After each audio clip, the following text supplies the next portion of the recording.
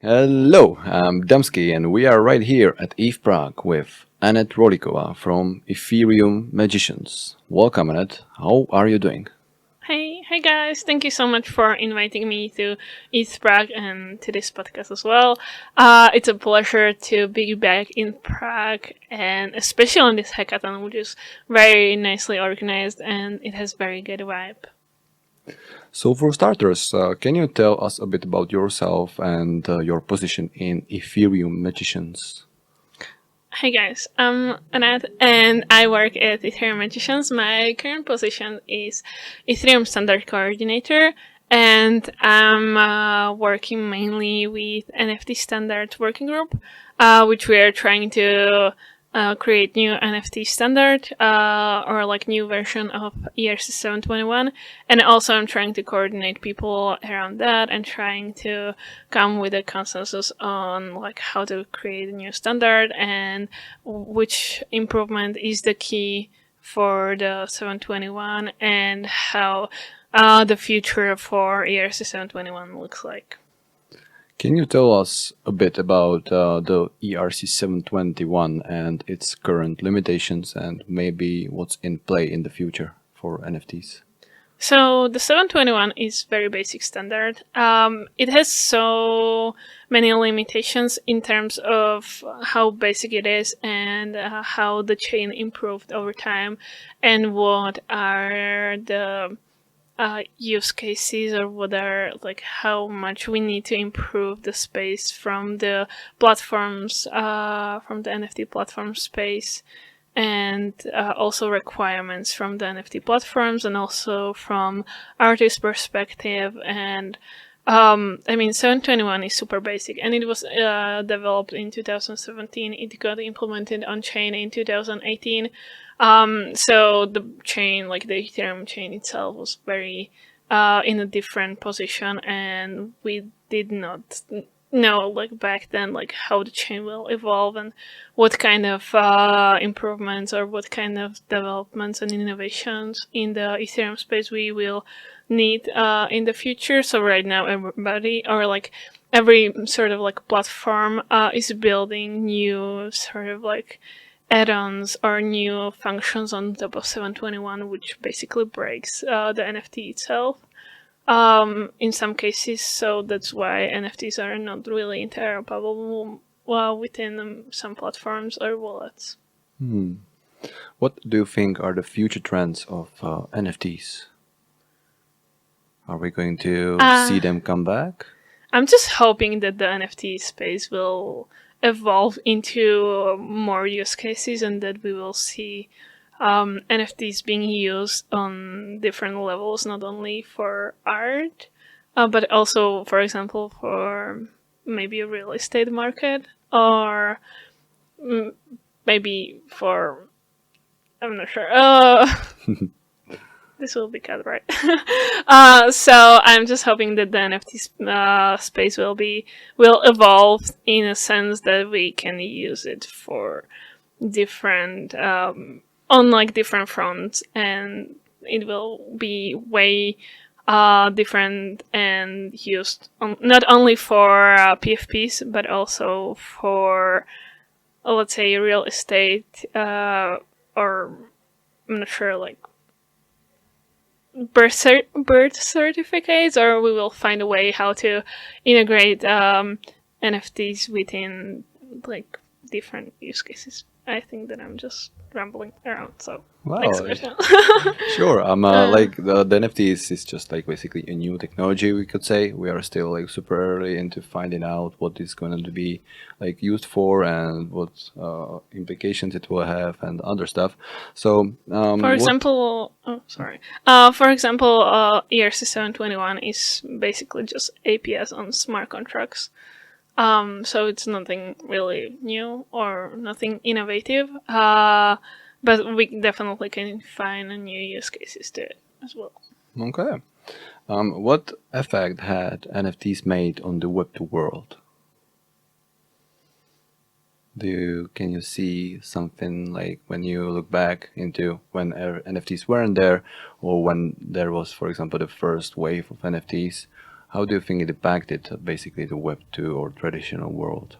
I feel like the main impact that NFTs had on the industry itself is that it allowed people to become rich in the sense that they don't have to be so smart. Because we had DeFi wave, right, in 2020, which brought up a lot of like smarter people, or a lot of bankers and a lot of like finance people that understood the financial primitives, and it gave them opportunity to like make a lot of money of DeFi. And now the NFT boom brought a lot of attention from the artist perspective. So artists started creating projects and like PFPs and collections, and started making money of the NFT projects itself. So the biggest innovation from my perspective, or the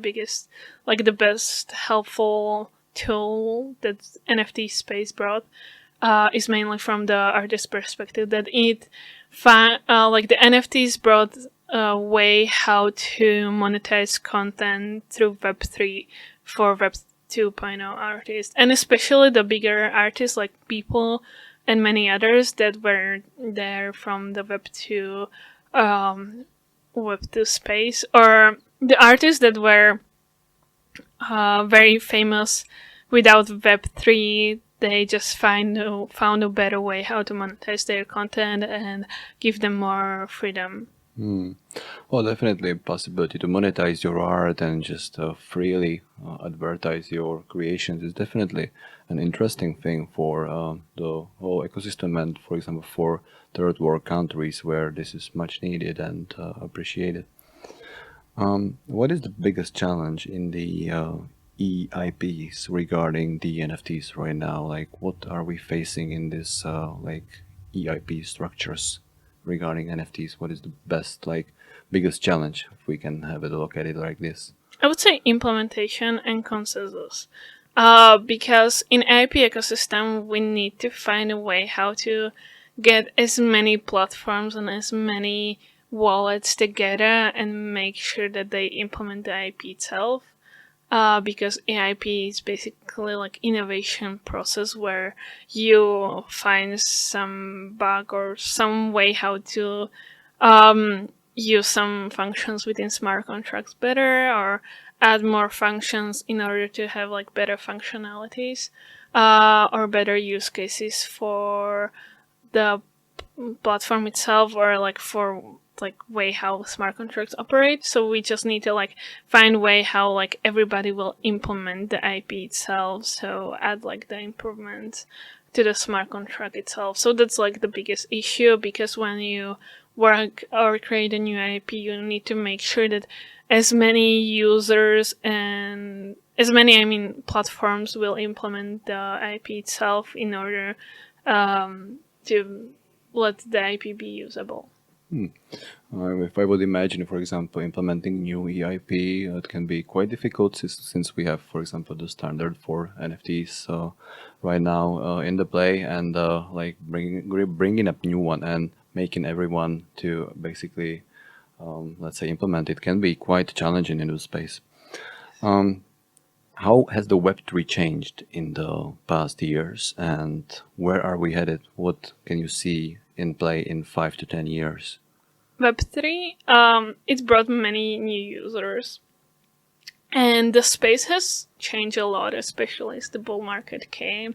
Right now we are in sort of like bear market-ish kind of like time of the year, I would say, or like bear market season. Building time. Yeah, because when I entered the ecosystem in 2019, it was like bear market, like the bear market. Like I remember one ETH was like $80 or $90, and right now it's like, how much is like around like 3K, I would say. I don't check price at all.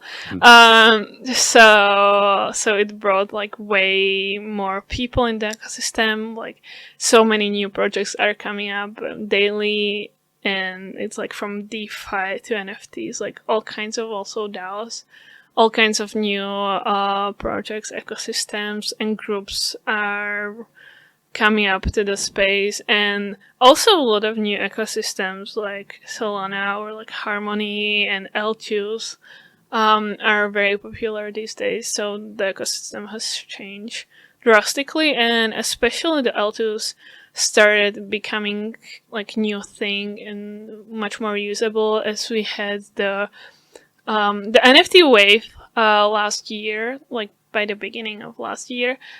Is brought up the very like high fees. So then there was L2 boom where people started thinking new ways like how to make fees on Ethereum cheaper. What are most common misconceptions that people have in cryptocurrencies or in Web3? I would say everybody is very disappointed about the fees, like gas fees, the transaction fees. Okay. And I would say it's just like, it's not even like something wrong. It's just mainly the security component and also the transaction component, because when you transferring in Web2 space, if you're transferring money between banks, it takes like way longer.